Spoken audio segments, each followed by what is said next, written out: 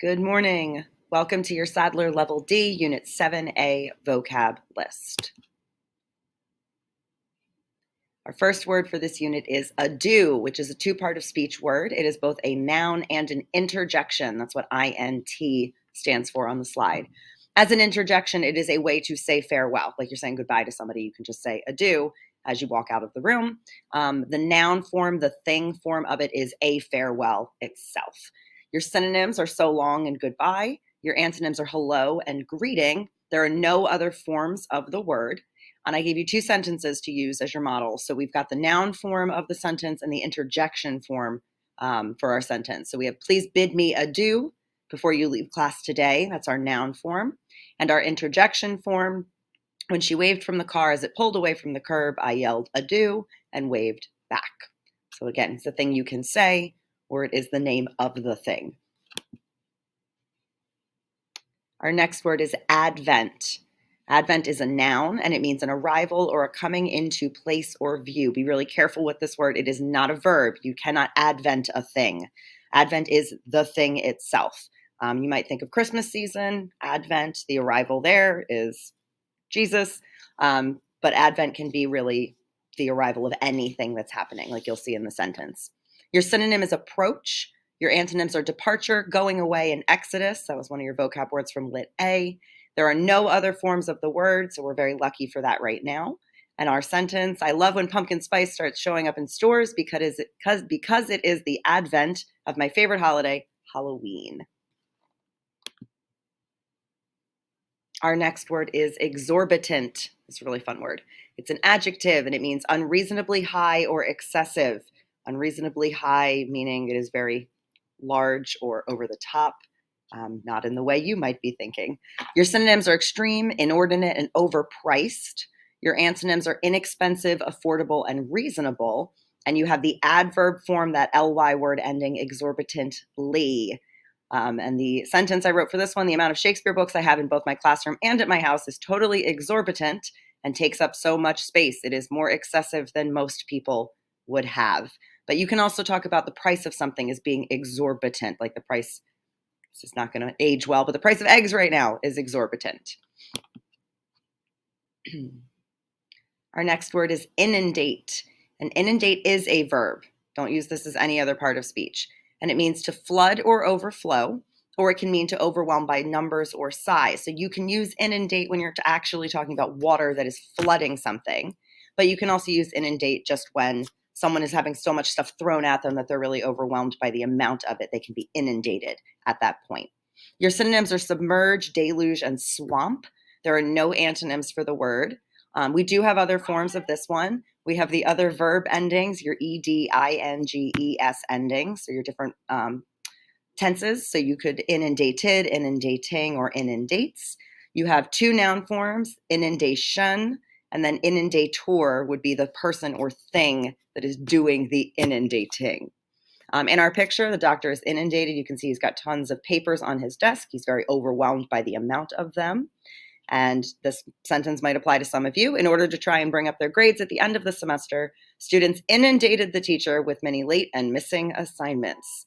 That day when I get about 400 emails asking if late work can still be submitted because grades are too low. It can be quite inundating. Then we move to the word malign, and that is how it's pronounced. It is not maligna. It is malign. It is an adjective and a verb.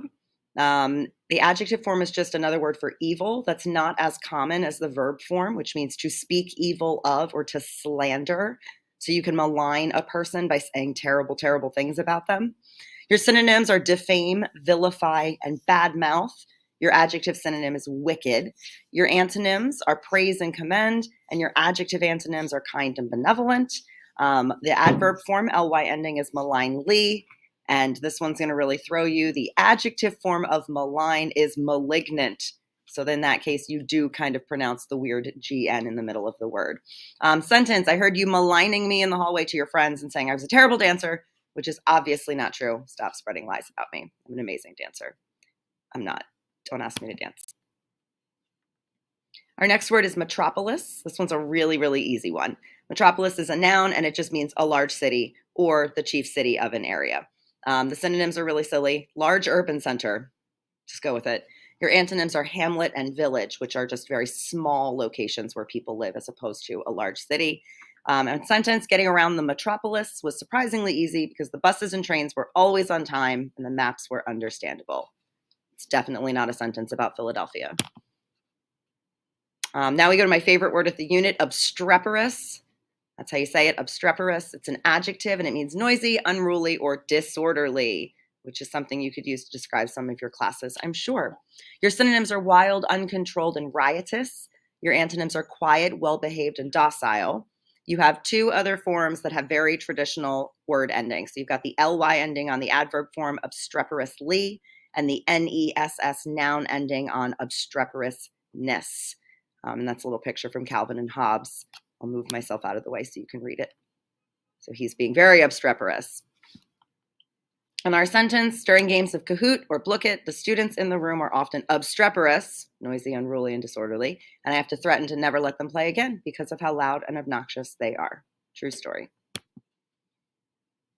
And then we get to another word that I think you probably know already, perilous, which is an adjective, and it's just another word for dangerous. So your synonyms, risky, chancy, hazardous, and unsafe. Your antonyms are safe, secure, and harmless. You have same thing with obstreperous. You've got those traditional word endings for your adverb and your noun form, ly, perilously, ness, perilousness. Sentence for this one, insulting Shakespeare in front of Miss Beck is a really perilous thing to do. Since she is obsessed, you clearly woke up and chose violence today. And another really fun one, the word is shoddy. And it is an adjective, and it means of poor quality or characterized by inferior workmanship, meaning the effort that was put into it was way below the standard that you would expect. Your synonyms are cheap, tacky, and imitative. Your antonyms are well-made, solid, durable, and superior. There are other forms. We have superlative adjective forms. So shoddy is your base word, and then you have shoddier and shoddiest. Those are both our adjective forms. And then you've got those lyness endings, the adverb form shoddily, and your noun form shoddiness. And that picture is one of those baking fails. So the first one, that Cookie Monster cookie looks beautiful. The second one looks a little bit shoddy. Not very good quality. Maybe they didn't put too much effort into making those. And our sentence, the shoddy bookshelf wobbled under the weight of all the books and needed to be reinforced with extra wood and nails so it didn't collapse. All right, and then our last word for the unit is vagrant. Vagrant's another two-part of speech word. It's both a noun and an adjective. You more often hear this as the noun form. That's probably the one you're familiar with if you do know this word. So the noun form is an idle wanderer or a tramp, somebody that kind of lives on the streets or in the wilderness, travels around, doesn't have a set home. Your adjective form is wandering aimlessly. So vagrant people, vagrant attention spans. Your synonyms are vagabond, hobo, and nomad. Your antonyms are stay at home or resident. You've got one other form, the adverb form vagrantly. And then I did two sentences for you so you can see how the noun form works and how the adjective form works. During the Great Depression, many people lost everything and were forced to live as vagrants. And the adjective form, advertisers continually vie with one another to capture the vagrant attention of fickle consumers. So instead of somebody wandering aimlessly, that sentence is using the idea of someone's attention span being very aimless and kind of going all over the place. So those are your Unit 7A vocabulary words.